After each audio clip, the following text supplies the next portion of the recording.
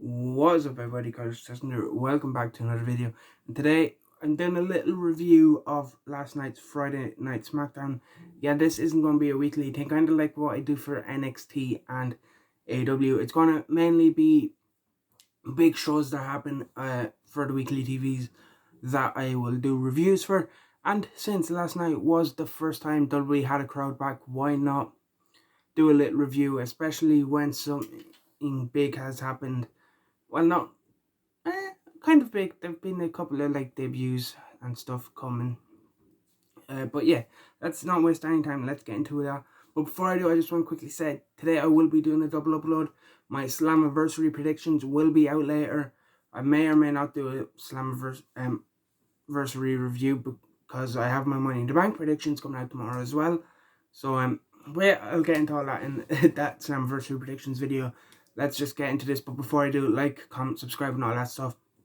On SmackDown, it was great to see fans back. I believe they were in, where were they? Houston, Texas, maybe? Somewhere. I have it here in front of me.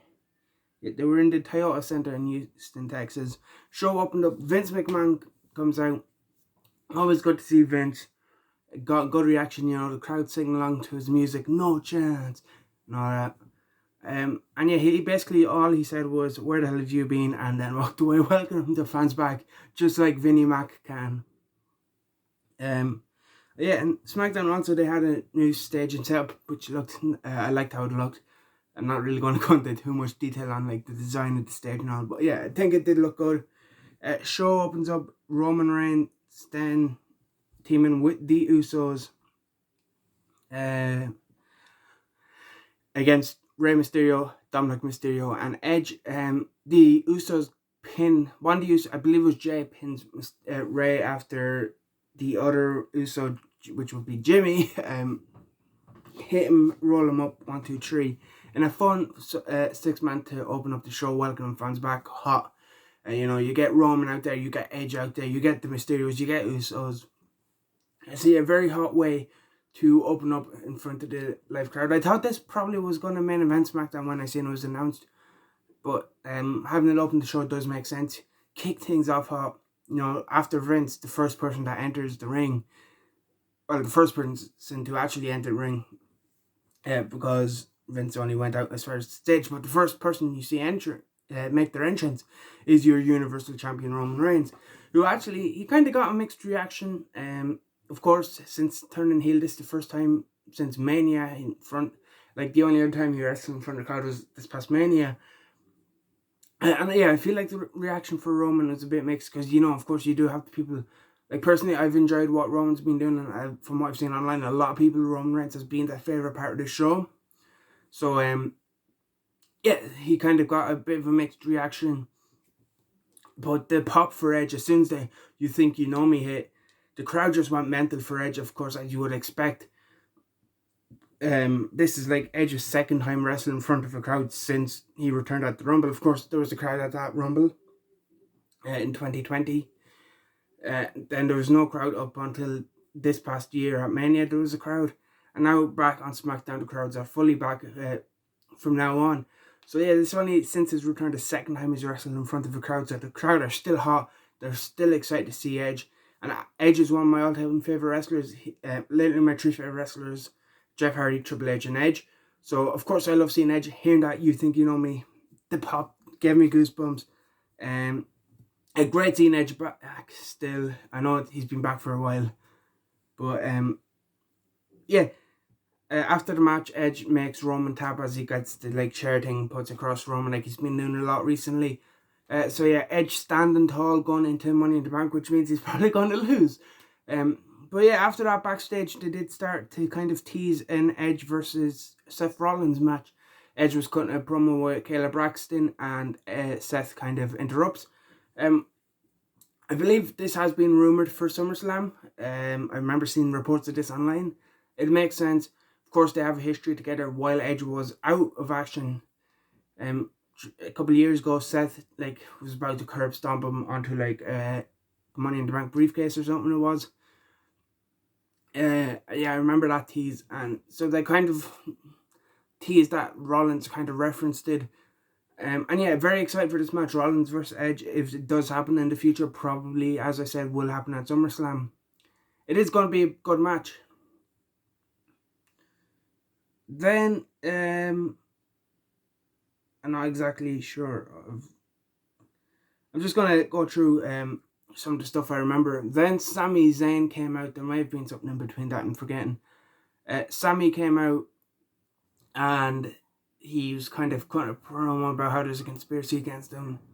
Finn Balor was music hits, and the Prince is back on the main roster. He's back on SmackDown. Please, WWE, please do not mess it up this time.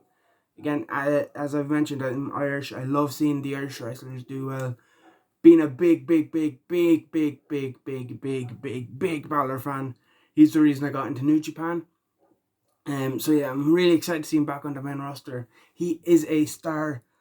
So WWE, please do not mess it up. And yeah, just let him and he interrupted Sami, so it's looking like that's his first feud back on the main roster. Just let him and Sami go out and pawn the classics. We know they can. Sami's in, Finn Balor, two of the best in the world. WWE, just let him go out and do that thing. Then Tegan Nox, Shotzi Blackheart defeated the WWE Women's Champions Natalya and Tamina. Of course, non-title action, but they win to get a shot at the title belts, even though they beat the champions last week. I fail to see the logic in this. They've already beaten the champions, so they had to beat them again to get a title shot. Makes no sense, but whatever, it's WWE. We're probably going to see this match about 50 different times because they've broke up every other women's team. So, yeah. Then Liv Morgan and Selena Vega were both on commentary as well. They kind of got involved brawling at ringside, and it kind of ended with Liv standing tall. And in my opinion, she's the only one I realistically see winning this one. Well, not realistically. Of course, you have people like Asuka in there who can win. It's same with like Alexa and even Naomi and Nikki, kind of. But Liv has been the one they're pushing. Like, she was the one that kept getting overlooked by Sonya. She was the one who was trying to fight her way in. So, yeah, she's kind of been the one they've been building up to in this Money in the Bank match. She got to stand tall here on the Go Home SmackDown. Even though she probably should win, because she's been booked like she is the one that's going to win. She's been booked like she's the one that they've kind of been focusing on. Non-WWE, she's 100% losing now. But yeah, we'll get into that in my Money in the Bank predictions tomorrow. Bianca Belair then retains the SmackDown Women's Championship against Carmella. And yeah, it was just a solid match. Fan of Carmella, really big fan of Bianca. So, but yeah, nothing special here. Good TV title match. Yeah, Bianca retains the Women's Championship, and then afterwards we get a promo. They kind of announced this last week that she was coming to the main roster, but it's confirmed Toni Storm debuts next week, and I'm hoping WWE do the right thing. Belair just beat Carmella. She kind of needs a new challenger now.